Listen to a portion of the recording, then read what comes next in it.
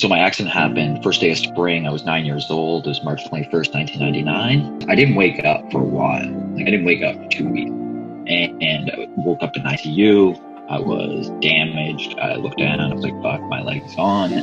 Like it was emotional. And it's like, it's either you quit or you just keep going through it. My name is Jackie Marciano. I am a former Paralympic track and field sprinter, and you're watching Undress the Jersey. What's going on, everyone? Welcome back to another episode of Undress the Jersey. Today's a special episode because we have one of my guys, Jackie, who I worked with at Salties. He's as you just heard, he is a former Paralympic track and field superstar in my eyes, as we'll soon learn. And an exciting episode today too, because we're joined by none other than top of the food chain, Will. Welcome to the show. What's up, guys? You may remember, to all my loyal followers, episode we did with Will. Make sure you go check that out up here, wherever the link is. But this is going to be a fun episode because Jackie and I were talking a little bit before this. In some ways, obviously, two completely different people from different places in the country, whatever. But similar upbringings. But the main thing that ties us all together, which is obviously what this platform is meant to do, is highlight how sport has affected all of our lives and the lessons and whatever into the people we are today. So yeah, Jackie, welcome to the show. It's about time we got you on here. Yeah, I kind of want to. I had some fears about talking about on podcasts, and that's what I want to talk about, because I remember.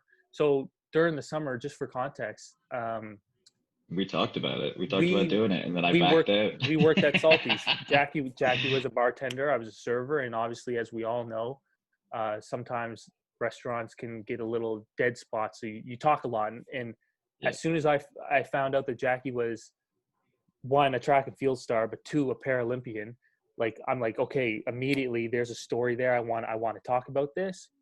Yeah. You expressed interest to me, but my biggest question to kick this off is like, what made you hit me up 2 nights ago saying, yo, I'm ready? I listened to a podcast, like a Joe Rogan podcast, and I was like thinking about some stuff. And then I was just thinking about it that I actually talked about doing it before. And I've reached out to other platforms before, and we kind of like brainstormed about it, and then it just never formulated, it never happened. We would talk about it and no action. It was actually like taking place.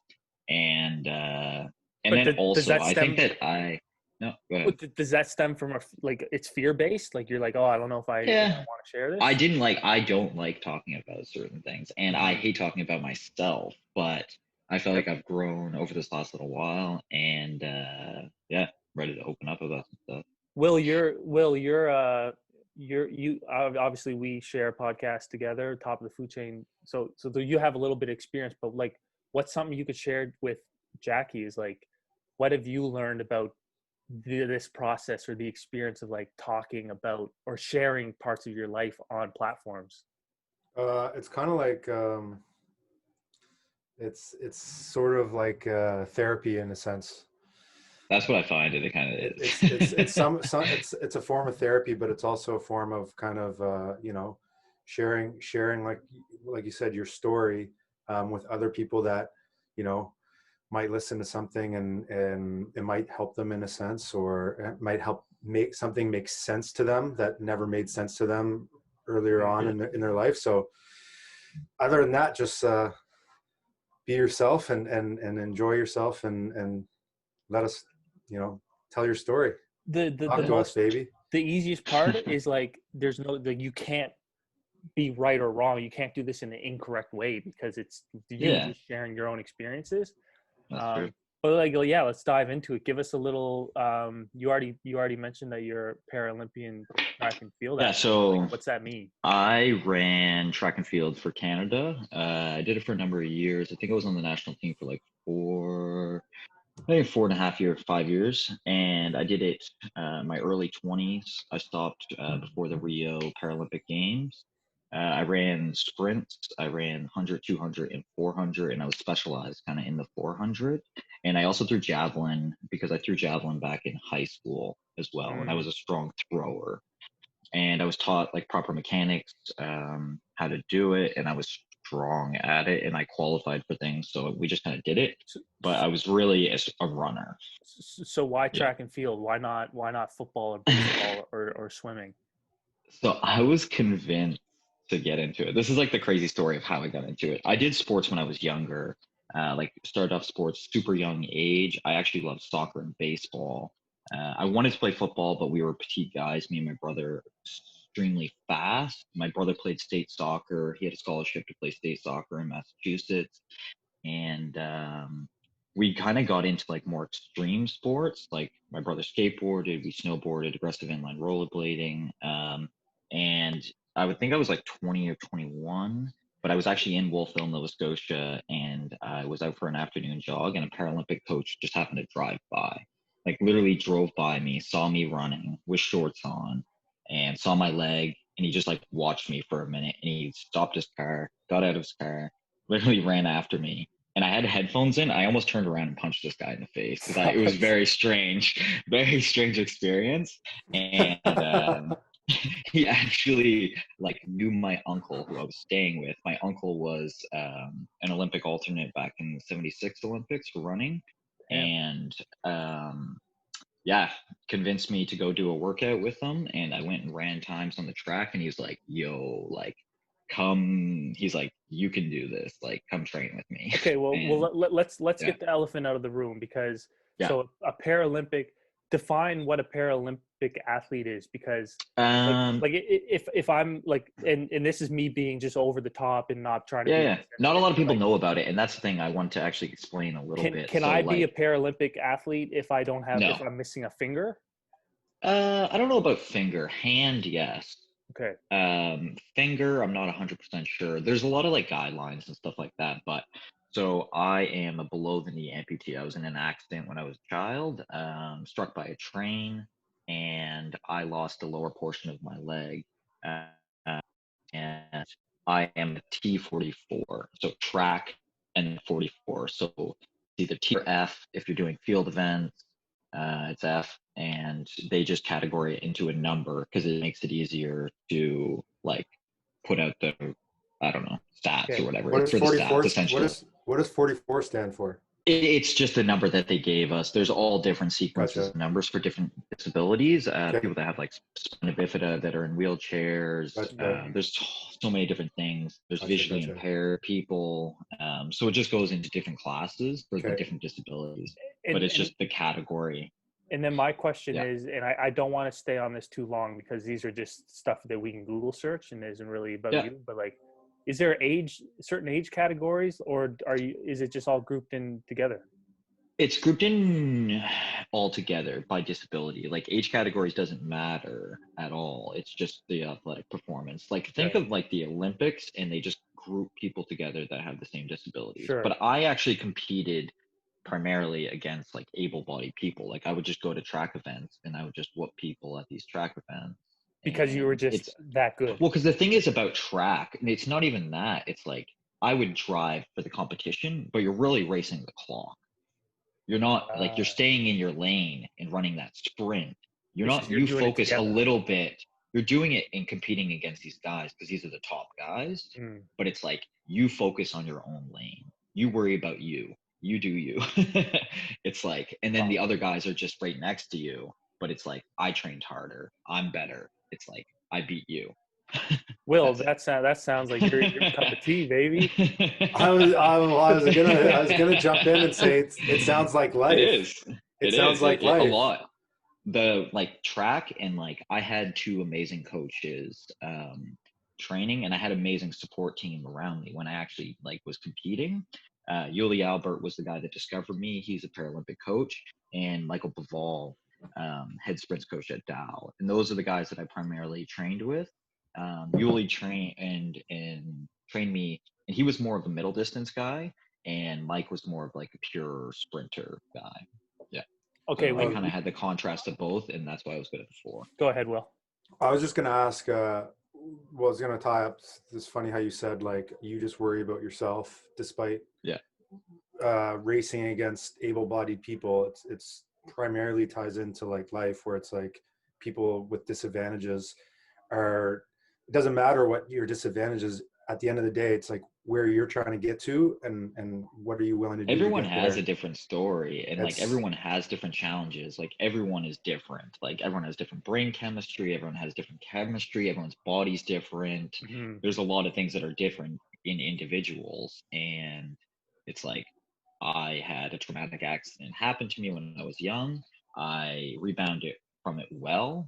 Like my mother taught me a lot of things. She pushed me pretty hard when I was younger, and it just taught me to like believe in myself. Okay, take us back. Yeah. Take us back to this.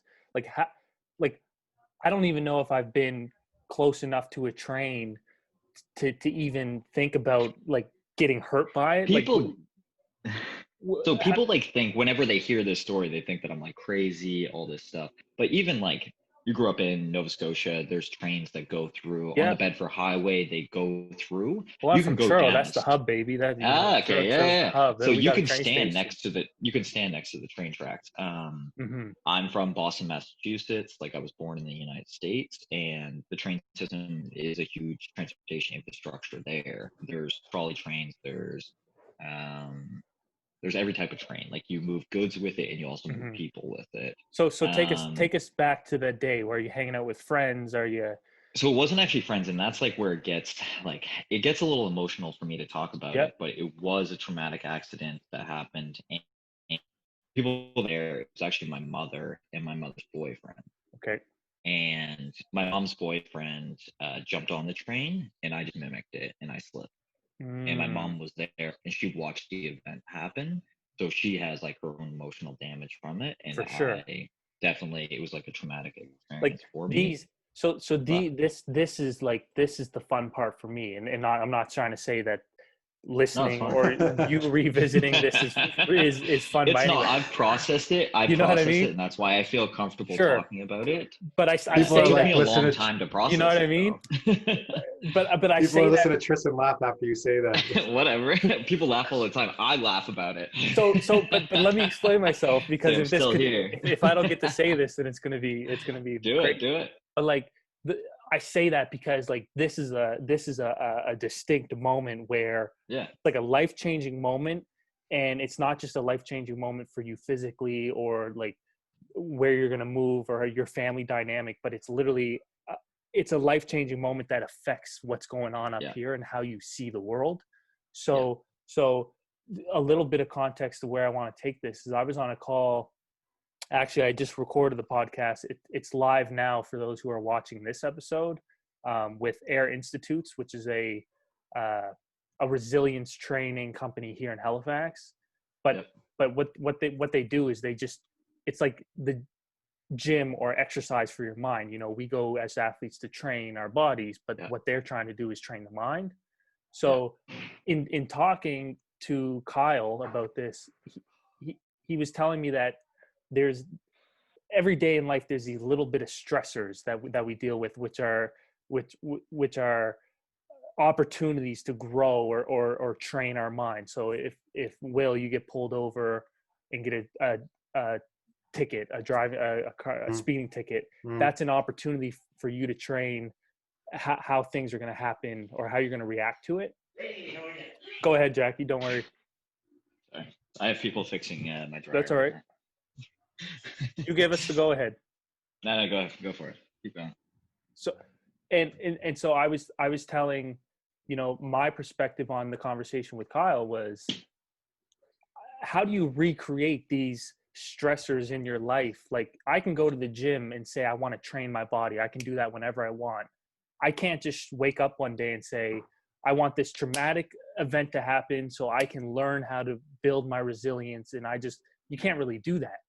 And the way the way he described it to me, and he was like, man, Tristan, don't worry. Like that's a traumatic event that you can't recreate, but there's so many different opportunities of small stressors throughout your day. So like it's raining outside. Oh shit, that's a stress or whatever. But in this situation, and what I'm trying to get to is, you experienced something so stressful and so traumatic. I want you to take us through the mental process of how that changed your perspective on life. I think that it changed me like dramatically. And I think that it was like, it's definitely a negative like thing that happened to me, but it's also, it taught me so much about people, about like you said, like resilience. Um, I think like the main thing is that Sorry to cut you off, but just to I help know, you go here, for it, yeah. in talking and having a lot of conversations with athletes, a lot of conversations with Will, a big thing where an opportunity for us to recreate a situation like this is when an athlete gets injured. Yeah. And, specifically, I always refer back to my guy, David Thompson, who shared the story of when he tore his ACL, and he remembers leaving the hospital saying his career's over. He's in the elevator Okay. with his I know what mom. you mean. I know what you mean now. He's in the Yeah, elevator yeah. with his mom. He says, "Mom, day one to recovery starts tomorrow. It This didn't happened to me, happen and I'm like going to do it." So what's it like, boom, it this didn't happen like happens. that for me. Mm-hmm. It's kind of like almost like a life shift. It's like I think about it more so like so my accident happened first day of spring. I was 9 years old. It was March 21st, 1999. Air Massachusetts, where the accident actually happened. And it was like I didn't black out when this happened. I vividly remember the whole event until they put me in the ambulance. That's why it was like Crazy. traumatic for me to talk about. Like Mm-hmm. a lot of people, they black out when things like this happen, and it didn't. And like I probably went in and out of consciousness for certain things. Like I don't have like a complete recollection, but I was starting to lose so much blood that my body goes into shock and it goes into survival mode. Like everything rushes to your vital organs, like you're trying to survive. Yep. I almost bled out. And like afterwards, I didn't wake up for a while. Like I didn't wake up for 2 weeks, and I woke up in ICU. I was damaged. I looked down. I was like, "Fuck, my leg's gone." Like it was emotional, Mm-hmm. and then it was just the building process from there. That's it. Like once I got out of the hospital, I got a fitted with an amazing prosthetist, and I did actually have some people that like came and talked to me that had like amputations happen in traumatic ways, and they went on to do sports. They showed me some of the technology, and that's what I became obsessed with. I was like, oh, I can just get a leg. And I was a kid, and I was like, I can rebound from this. And it was kind of like taking that experience and just not caring. It's like, okay, yes, this happened. This is me now. You have And no it's other like, options. this is my, that's the thing. It's like, it's either you quit or you just keep going through it. I got a question. Did you ever, after that, like once you started going, like you said, Yeah. you can't quit. Do you ever find yourself kind of like building up as you were youth, and then like kind of like falling and being like, and then kind of like stages in terms like where you're at right now? I feel like you're extremely comfortable, and I don't think there is huge stages that I went through, like, because I was like, and I think back, and that's why I was talking to my girl last night about certain things, and like I look back, like I was probably suffering from like post-traumatic stress syndrome in high school that I didn't even know about. Like I just acted a certain way. Like I was kind of like an asshole, and but that was my way of dealing with it. It's like I was fighting for my life at an early age, and then I just kind of like became like a fighter. I needed to fight for everything. Yeah. So my mind my mind goes to like, so when I was 13, I lost my mom. So boom, early years, boom, traumatic experience, and now I have to deal with it. But looking back now, 10 years later, I'm like, yo, that set me up in a major way, and I feel like I have a huge advantage on where I am sometimes. now. So do you share that same, like, do you owe a lot to who you are today or what you've accomplished due to that? For yes and no. because it's kind of like a crappy experience or like a crappy thing that happened Of to course. me or to any Yep. individual that's gone through loss or tragedy. That it's not like pleasant. No one wants it to Oh, happen. no. But like you learn how to process it in a way where you just need to continue living. Like life doesn't stop. That's right. Like, and that's what people need to realize sometimes. It's like life does not stop for you. It just keeps on going on. And you can be either deal with it and be a part of it, or you can cower it away and So, Look for but people to yeah, feel empathy for. yeah. well, And you can, like yeah. no, I And was some just gonna people do say, it different ways, and that's the thing. It's just that's right. strong mentality sometimes, and everyone. That's the thing is everyone's different.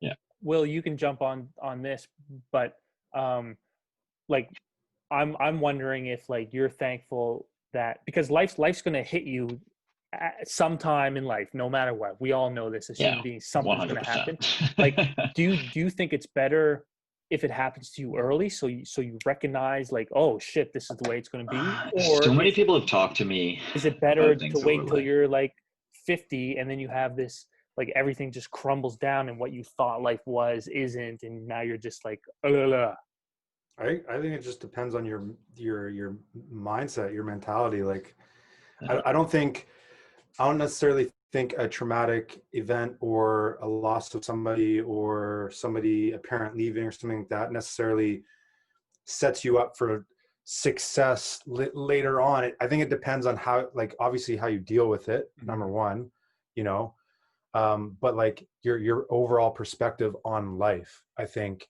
whether it affects the way you think overall, generally, I think that will set you up for you know, how to deal with something later on. Like I think there's people that never have traumatic events happen to them in their life that, you know, maybe when they're 40 or 50 something happens and they still deal with it okay. right. Where people don't, because maybe they live in a fairyland where they think everything in life is going to be beautiful and Pleasantville and perfect, and then when it's not, they're so shocked, they look crumble. they People crumble. crumble. They're Yeah. looking around and they're just, why aren't you supporting me, or why aren't you here for me? Whereas like I said, when Jackie said, like, when we talk about the empathy, where people look around, they want everybody to feel empathetic for their situation and their life, where at the end of the day, like Jackie said at the start, it's you and your lane, and it's your race, and at the end of the day, whether people feel empathy for you or not,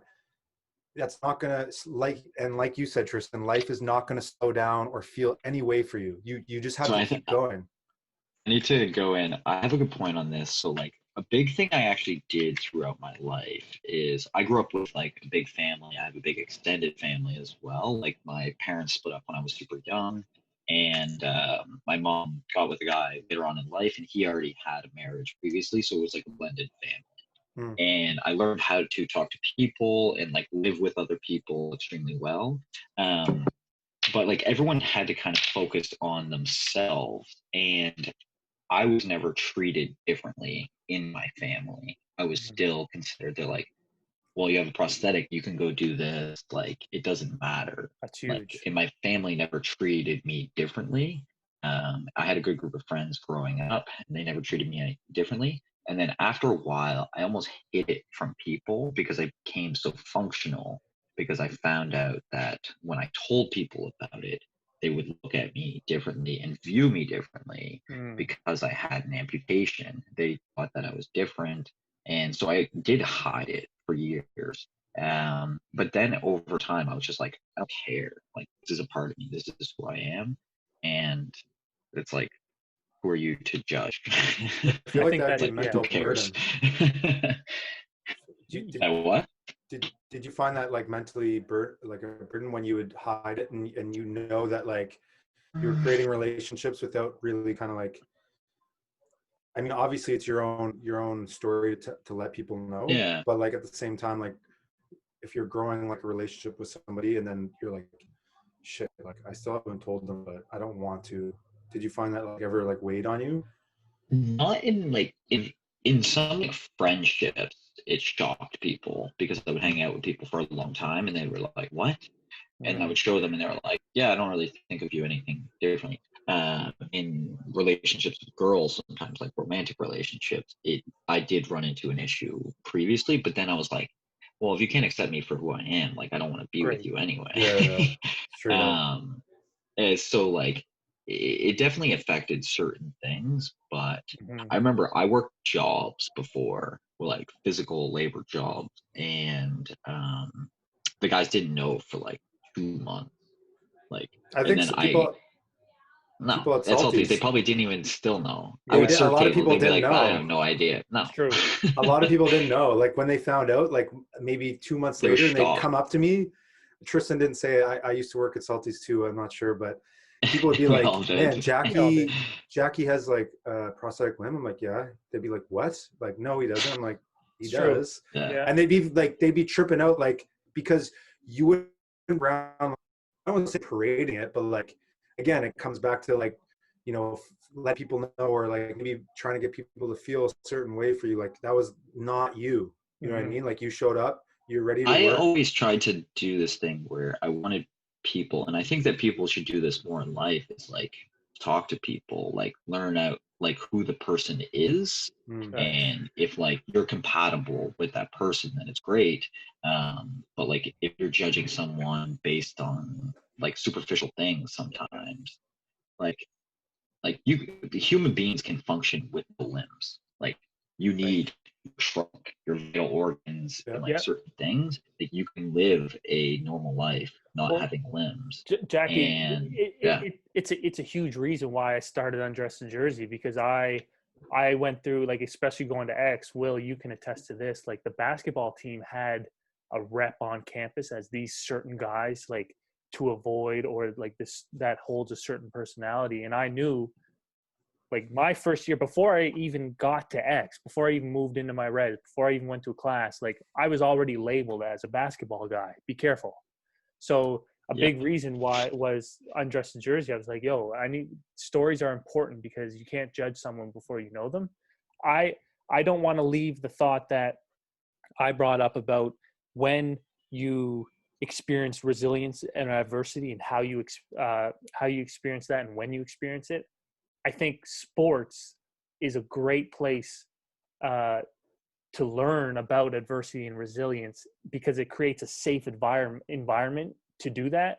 yeah, Like you're a controlled environment, I it's a would say. controlled In I track, would anyway. say- In track, it's very controlled. Like Yeah, you're because doing a specific workout, in a failure, specific time, your rest, everything. competition, like there's all these different things that may or may not go your way, and you're starting to learn how to deal with those kind of things. Take us through like your journey through track, and those like different pieces of like tough times in track specifically. There was a lot, Yeah. because I did sports growing up. I was my first love in sport was baseball. I was a baseball fanatic when I was a kid, coming from Boston too, the Boston Red Sox. Like the culture, just like it's Who's your everything favorite down player there. as a kid? Right now, I actually stopped. I liked Nomar Garcia Parra. Okay. I don't know if you guys know who he is. Tristan has yeah. no idea. He's a shortstop. I'm a sports fanatic So myself. he, So yeah. he was So tough. he was Best the shortstop. shortstop for the Boston Red Sox. Okay. And my position playing when I was younger, I had a strong arm. They were trying to teach me how to become a pitcher, but I had no control. I was wild, and I would throw it hard, and I would just blow my arm up. So they actually trained me to play third base, and I was an amazing back catcher. Like I was quick reflexes, involved in the game and stuff like that. I also played soccer goalie. Like from an early age, I was a back catcher and I was a goalie. So it plays into like my personality, that I'm part of the game for everything, but I'm like the protector, the keeper of the ball, pretty much. So Jackie, the guy runs up to you in Wolfville and says, "Hey, you need to come train with us." Yeah, Keely. You guys know this guy. He's wild. He's from Switzerland. He's the most jolly, goofy guy. He had this so did he take I you call to it a team? shit-eater grin. Like, was this a club team or what? Like, what are you a part of? He teaches at Acadia University. So this was in Wolfville, Nova Scotia. I was running on the dikes, like the walking trails. he discovered me. It's called Cherry Lane in Wolfville, if anyone knows that street in Wolfville, but it goes down to the dike. Okay. Off like the main drag, like in behind the sports facility Hey, you're talking at to some Chain Wolfville. of X guys, baby. So you're Yeah, talking I know to, you guys know not nothing. kidding you. Anyways, so he took me to the track and he asked me to like meet him on a specific day, and we just did a workout. And But he for wanted to for what team, or like this is for Canada. for Team For Canada? Canada, yeah, he was like he essentially was like trying to get me to try out for Team Canada. But usually you would go through stages. So like if like I ran sports track in high school, but I just didn't have the coaching staff. I didn't have anything there, and I didn't care. I didn't see a future in it. So like I gave up sports and I started working at a young age, and I just Mm-hmm. didn't care anymore. I was like, I'm not going to have a future in this. So like, why put in the energy? To continue on with it. I always worked out. I became like obsessed with just training and conditioning and stuff like that because I knew that I needed to stay physically strong throughout my whole life. It's like physical disability, stay physically strong, problem Wow. solved.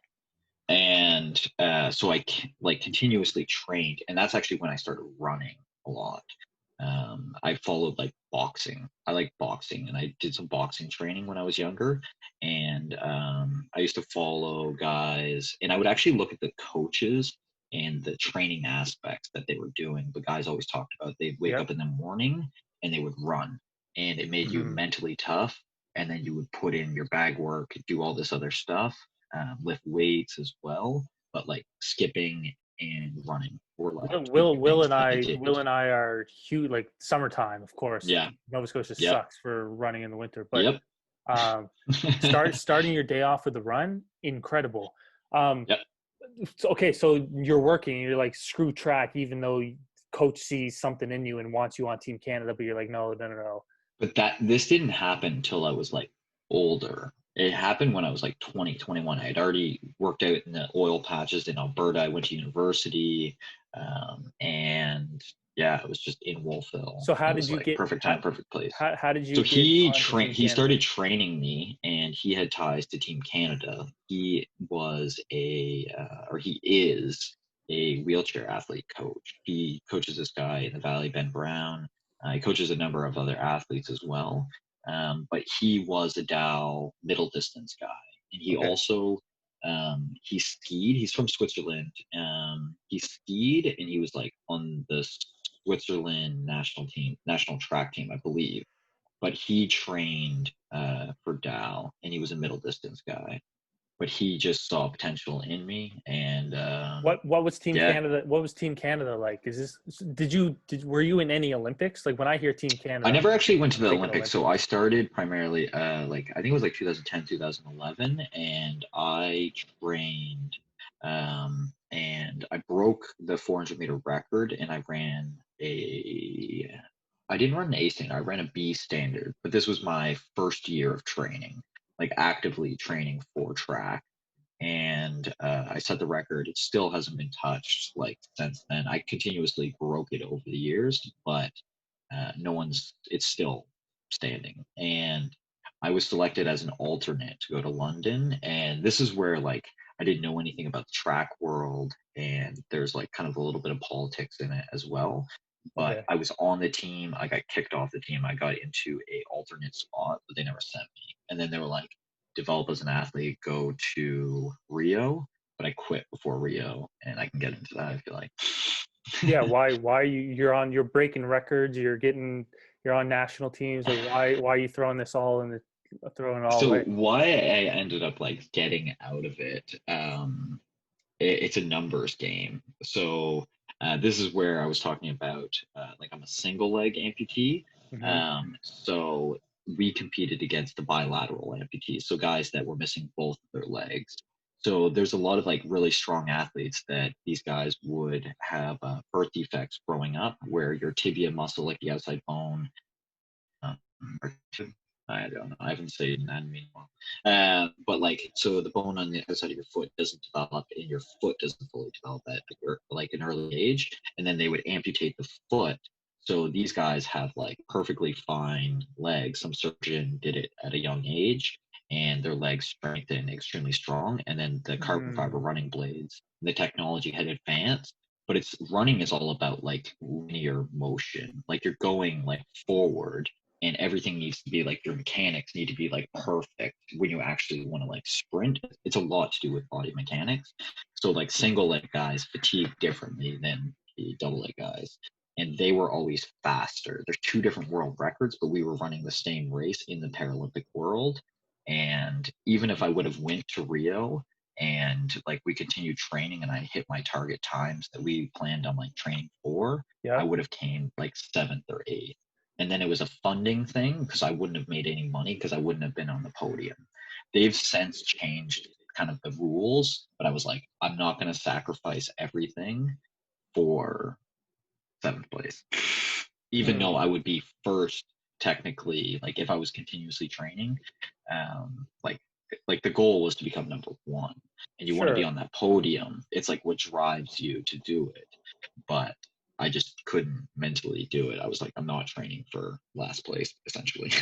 what was your favorite part about like the Team Canada experience, or like did you travel to any countries to compete and stuff? I did. I traveled around the United States. We would go down to the States a lot and train. I went to Mexico. I medaled at the Pan Am Games. And this is like probably my favorite memory. I was talking to someone about this the other day, kind of like preparing for this. So it was my first ever 400-meter race. I actually false started. I ran 100 and a 200, and I was so amped up. And I didn't know all the rules about track and field. They changed it. You used to be able to have one false start. Okay. And they would reset, and then they would go. But they changed the rule because guys would like use that false start to mess with other guys' minds. So it's like you jump the gun, and then you know that like you're gonna like the guys will like stutter step like out of the blocks or something. So they changed it that if you ever false started, you just got a red card, you're DQ'd, you're out of the race. Oh, it's that's like frustrating. Yeah. So I didn't know about this, and I was in Quebec. So they flew me out to Quebec, and I went to go run this race there because I was meeting all the head national coaches, and I fell out of the blocks in the 400 meter, and they were like all sitting there watching me, and they were saying very much, and the official came over with a red card and stood in front of me, and I just stood there staring at this guy. My coach walked over, grabbed my arm, and dragged me off the track. Stop. And I was like, I don't know what's happening. I'm dead serious. This actually happened. And I was like, I don't know. He's like, you're DQ'd. And I was like, what? What do you mean I'm DQ'd? I don't He's understand like, how they wouldn't tell you this. They don't tell you. And the guy was speaking to me in French because it was at a French university. The whole track meet was a French meet. So I didn't know what he was saying to me, but he held the red card up in front of me, and he's like, "You're DQ'd." And wouldn't your coach tell you of this rule change before like you even step foot on a plane? He thought I just knew. He just like I didn't know. Like he's like, go out there, do your thing, just run hard, like you run, like that's it. Like, that's all I was like told to do is like set up in those blocks and just run. It doesn't matter. So I learned that, and I never false started ever again after that. I learned my lesson. Of course. I was so angry. But so I went to Guadalajara. This is at the Pan Am Games that happened in Guadalajara, 2011. And I threw javelin there. I threw all right, stuff like that. But I actually medaled in the 400 meters. And I was scared, very scared competing. It was like my first major games. And I had, like, not like performance anxiety, but like I was just scared. I'd never competed in a big stadium before. Like I went and ran nationals and stuff like that, but it's always a smaller venue. But you said it's not people performance. Just screaming. It wasn't performance anxiety. Like my mind goes directly to, oh, what if I don't do well, or what if I embarrass myself? I never think of it like that, because me and my coaches would always talk about, if you're training and you're in shape, it doesn't matter. You did all the work previously. Competing is like, I don't know, just you showcasing it. But just I had never like experienced being in front of that crowd, like all eyes on you. I don't know. I was scared, I had anxiety at the time I feel what he's saying. I feel what he's saying. Yeah, it's like going into like a big championship game or It's like whatever. going to the Like you Metro get Center those, for the first time compared yeah, to it's like playing you at like get those, X. yeah, it's like you get those butterflies. It's Yep. not your home, it's not your home court or whatever. Yeah. Yep. It's not my home track. It's like I felt out of place pretty much. Mm-hmm. And I had Yuli was there. Like I was training with Mike at the time, but Yuli was there for this. And I remember he came over and he was talking to me while you do your warm up, and then you go sit in a call room for a while. It's a very weird experience where you sit with I your heard I competition. heard about this. I had Nina Kusharan, who's a D1 Yeah. swimmer for Florida State Okay. University. So she was Yeah. teaching me. She was telling me all about like these meets and how I was like, Yeah. tell me, like give It's a me a whole story of. process. It's a whole process. So like pretty much there's a specific time that you're going to run at. You need to warm yourself up and you need to be prepared to go at that time. So you get called. Like if you're not there, if you don't check in, if you don't get your bib number, you don't race. If you miss that call time, you don't race. Like they don't care. It's they're That's running the meet and you're falling into place. That's it. that's so much And different to, it from is. what Will and I It are is. Yep. Track is a very unique sport like that. familiar with, because Will, Yeah. like would you say like you can kind of coast on a team because you know like your teammates or your coach will kind of be like, What do you mean you won't get coast? It left is. behind on a Define team. coast. It is a very different thing between Coast of doing team like, sports and individual sports. What do you mean sure, coast though? I'm like confused. you don't have to be in charge of like where you need to be at this time. Like it's all laid out for Oh, you. for Like sure. They give you, they like, well, especially at X, Coach K would give you like a breakdown on how everything would go time Yeah. wise. And even when people were running behind, there would always be yeah, like he'd guys always be like, oversleeping. we'll try to wait 10, 15 minutes. But he at the same time be like, okay, we're not going to stay all That's day right. That's right. No, if no, we have no. somewhere to be. But Jackie's saying it's definitely more an independent track Mhm. is like that It though, is right? Like independent. Yeah, track is it's very super different.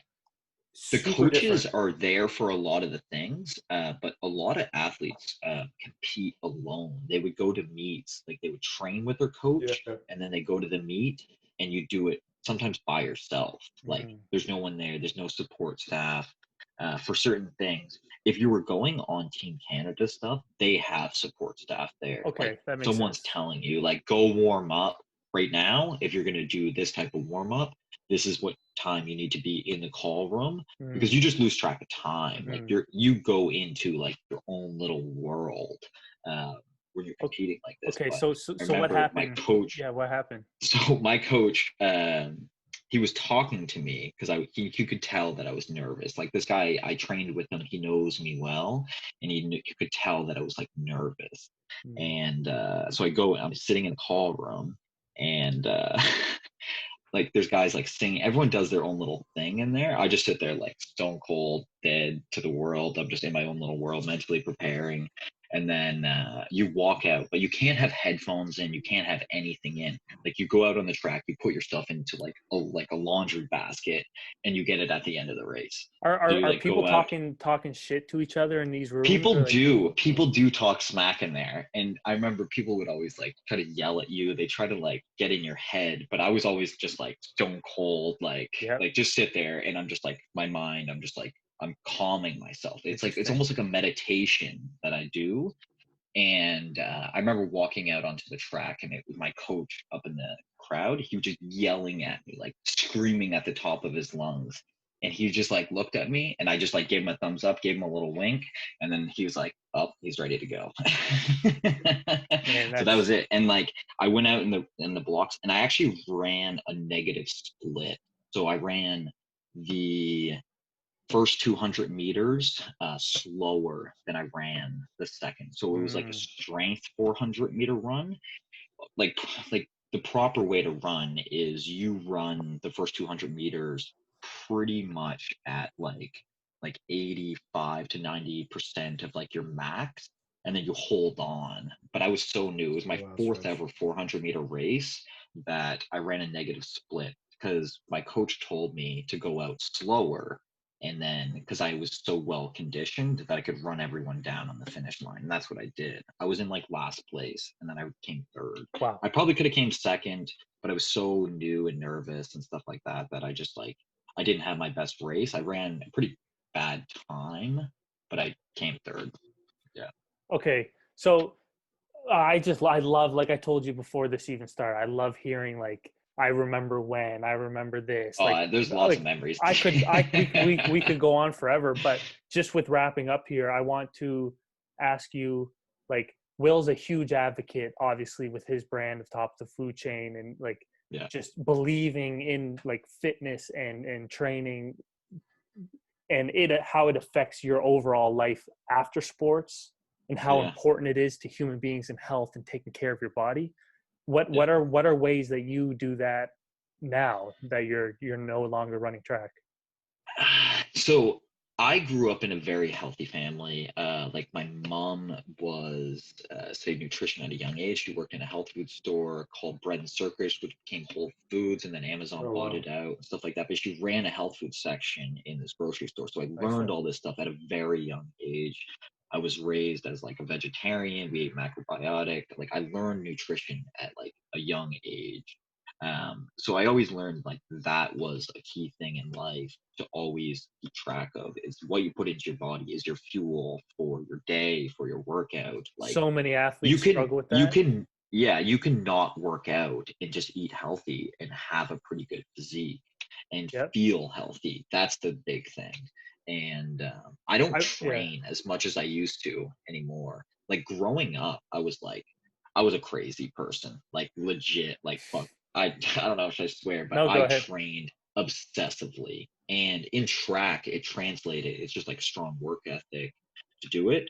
But like a lot of like lessons that I like learned at a young age just translated into me being a track athlete naturally. Can you give us and the people listening, like, I'm getting close to beating Will's 5K record time, PB. Yeah.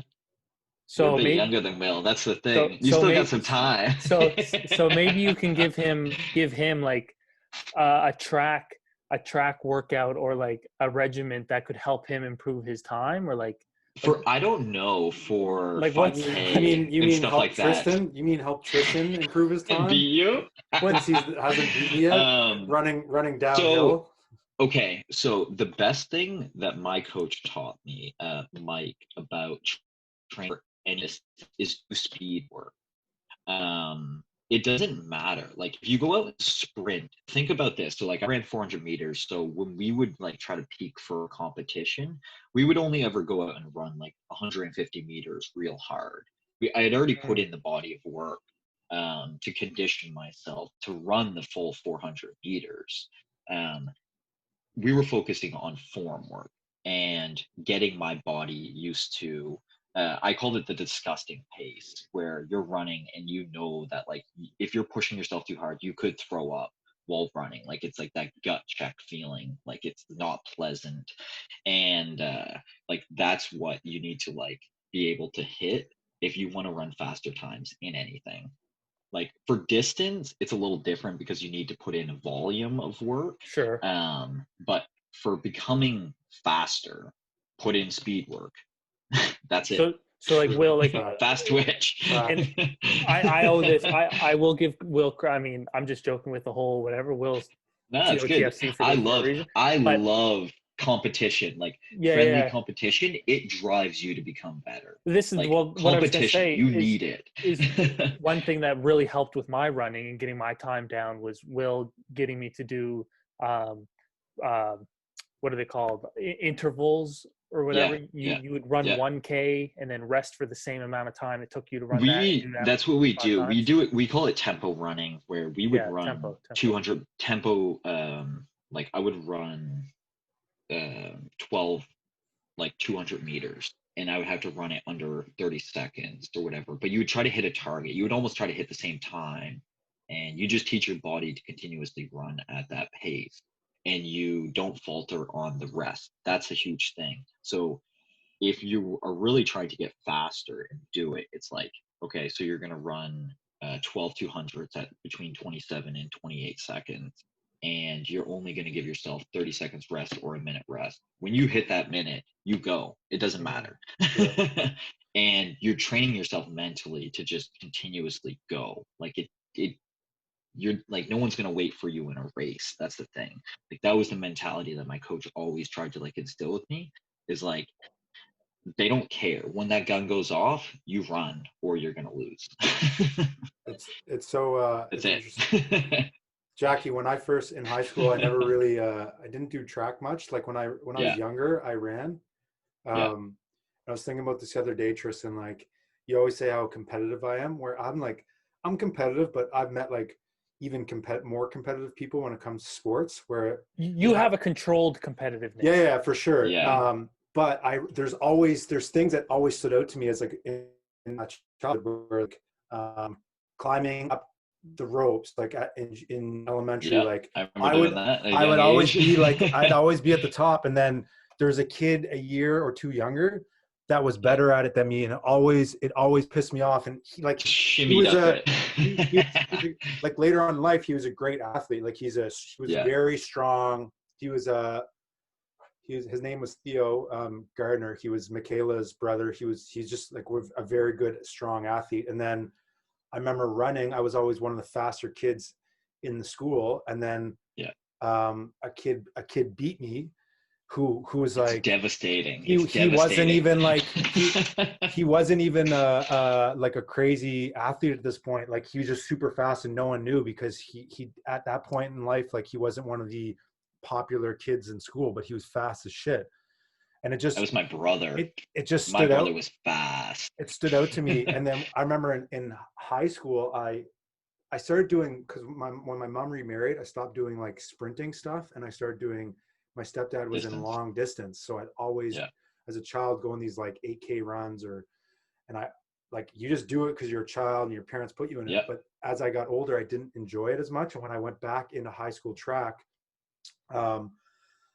I ran 400. I showed up to one. You probably would be a really good forerunner. But you probably would be. You puke. Listen, I'm running against like Bradley Day, who was like a great track athlete, and we were doing 400, and I had no idea about technique or anything. Tristan, this is hilarious. Jackie was just talking about this feeling, right? So I start off the 400, flying. Like I'm out in front of everybody. I would have smoked you at 300 meters. I would have smoked you because you would have died. My legs start. I don't know. Jackie's definitely felt this. Tristan, you've probably never felt like this, but like my legs literally start to feel like concrete. Like it actually feels like cement is all right. It starting to pour into your body. I'll explain this. And I just stopped. I shut down, and he just flew by me. I don't even think I finished. I don't even think that's That's what I used to do. So running the 400 meter is a tactical sprint. It's like running the 100 and the 200. You don't really think. It's like you go and you can push yourself completely hard. Like the human body can only actually like give its like maximum output for so long. 300 meters is actually the best track event to watch. You watch strong 2 runners and strong 4 runners run it. And it's whoever can run like the 3 is actually like, it's kind of like the best thing. I like the guy Damian Warner, US athlete. He was a strong 4 runner. He was like tall, skinny dude that he was built for the 400 meters. And I used to always watch him. He was a really strong 3 runner. He was the world championship for a while. Anyways, you can't run 400 meters like at your maximum speed without, like, it's not possible. Like people say that they can do it, but they're not actually running their fastest. You need to think it out. Like to run it, you come out of the blocks hard. You need to get your speed up. So you still do like a drive phase out because you want the shortest distance to get to your top speed. And then you get into like your upright running style where you're just holding on to, I call it the disgusting feeling. There was a lot of other names that were used, but you just hold a pace that you can't really hold. And then there was like, I had mental cues that I would think, because I wouldn't think about anything. I would completely clear my mind when I actually like competed. And it's just distance markers. So like going into the last curve, you start hitting it real hard, but there's like like things you could do with your upper body as well to make sure that your legs are going to like do the exact same thing. But it's like you go real small with your inside arm and real big with your outside arm, which makes you, it's called centrifugal force. I can't even say it. Yeah, but you get thrown around the track, and you can't do it. You kind of can do it. Anyways, you just hit that last 100, like 150 meters, and once you come onto that last straight stretch, you go to pure form work. Like your body can't maintain that speed. A lot of technique. So it's like you're pumping with your arms. You make sure to keep everything tight, everything uniform, and it's like you're just running and your legs should follow it, but you think high knees, high arms, and like you go through the line. And I used to always like chasing people down right at the finish line, because it's demoralizing to the other person. And the thing is, you can't re-kick. On the 400 meters, some guys can do it, but like when you give out that last burst of energy at the end, it's like you can't re-kick it. It's called like the finishing kick of the race. It's like if you're giving it everything that you have, that's it. And the last like 50, 60 meters, if you get past, you're probably going to lose. It's like you can't like give it more energy. Gotcha. Like, there's no more energy. Your body is depleted. You finish that finish line, and like you might be able to wait an hour and then run a repeat, but it's only one time. Like we would run heats and stuff like that, but like for the actual races, it's like one and done. That's it. This is killing me, because I'm on day 8 of quarantine, and I just want to go out. It's a nice day out today. It's making me want to go find a track. It gets you fired up. I used to love talking to people about stuff because it would fire me up to go and like you run stronger, because running also is like a mentality thing. It is. It's 100%. Like you think about things. Will has good thoughts on that. I'm just looking at everything Jackie says, and Tristan's like a sponge trying to figure out how. Small circles, baby. Small circles. I'll tell you. I'm also weak. I'll give you tips. I'll give you tips off camera afterwards if you really want to beat them. I'm also laughing because when we were running in the summer, it's interesting how Jackie says like you initially the 400 you start off with a little kick, right? You get your speed up. When Trin and I were running 5s in the summer, he would always gassed out of the house. He'd be like, I gotta go warm up. Are you not gonna warm up? And I'd be like, I'm just gonna chill in the house.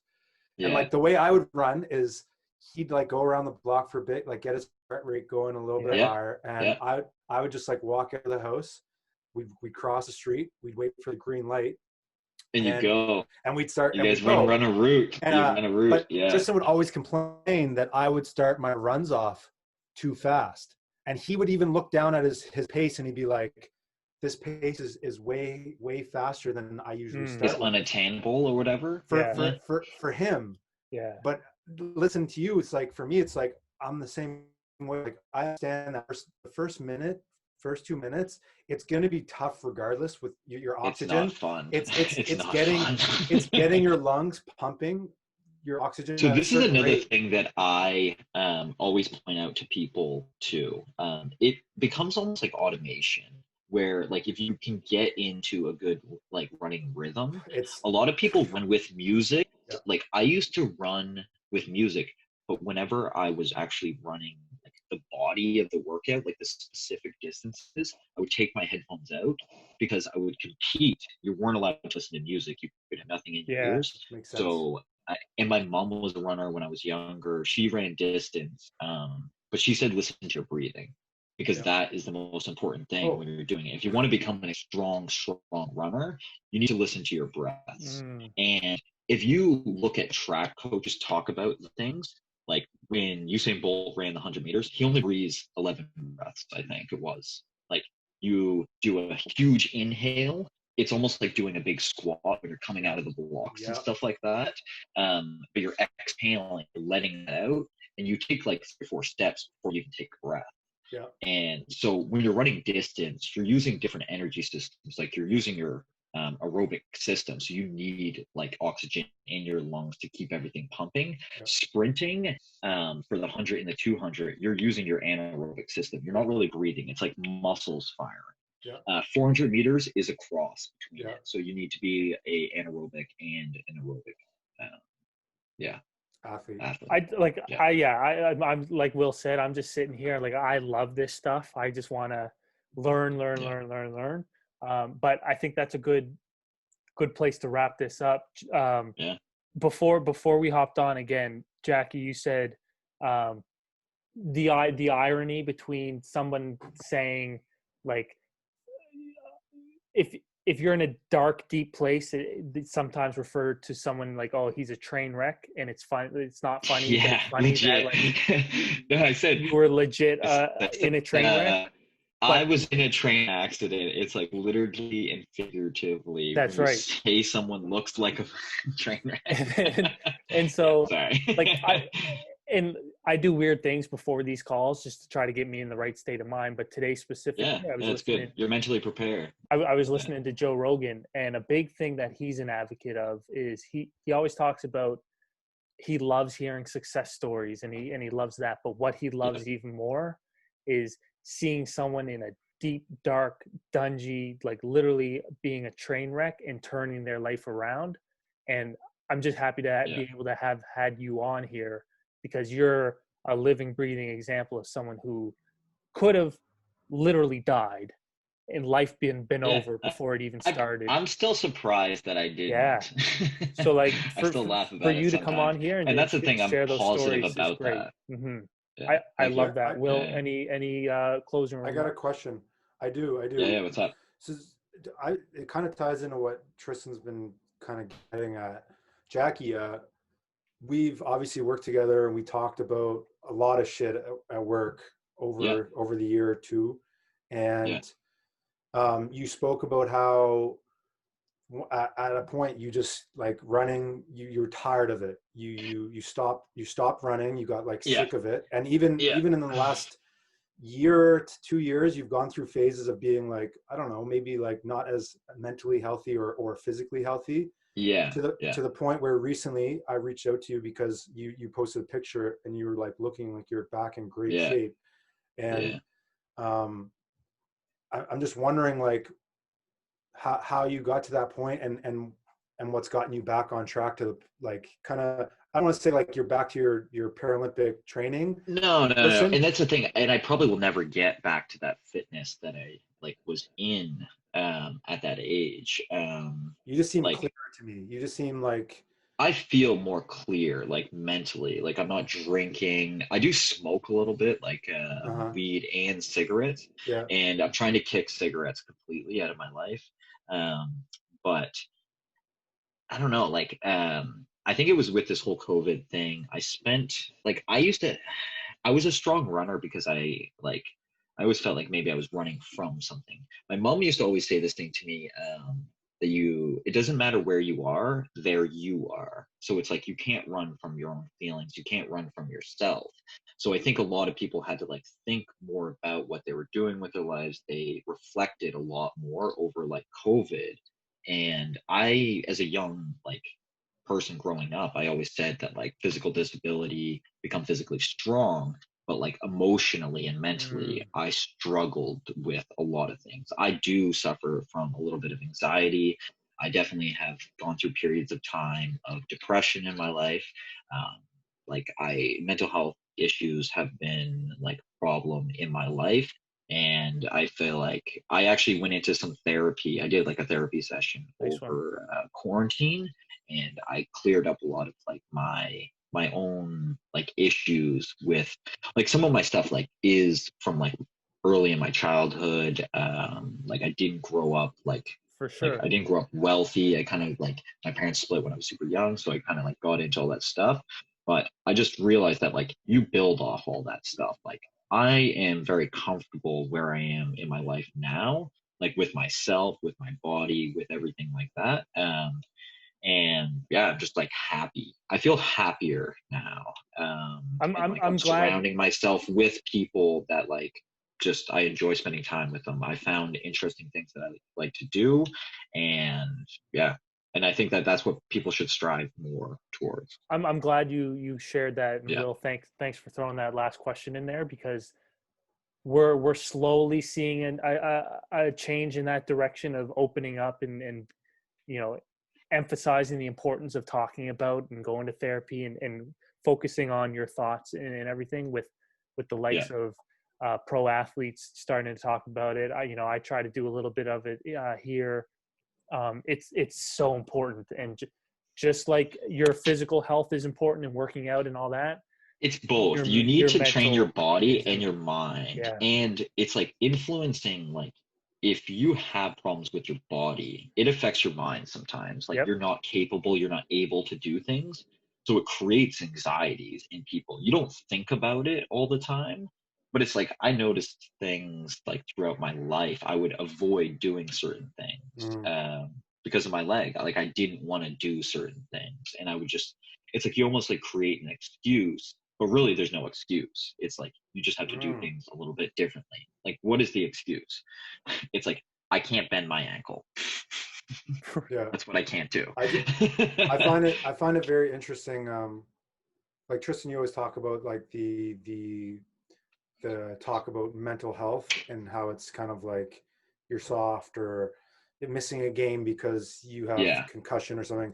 But it's interesting how you say like over quarantine you had a therapy session, whereas like there's such a stigma, especially within men, that it's always so interesting. It's like, oh, you got a personal trainer, that's great, he's going to help you build your body, and then you go see a therapist and it's like, bro, like what are you doing? Like you're gonna build your mind. How is that a negative? But it's just so weird, the stigma around therapy compared to personal training, whereas like one is building your body and one is building your mind. You need to become like a strong individual, and it's like people have like mental illness, there's a huge stigma with it, and it's like it's affected my family.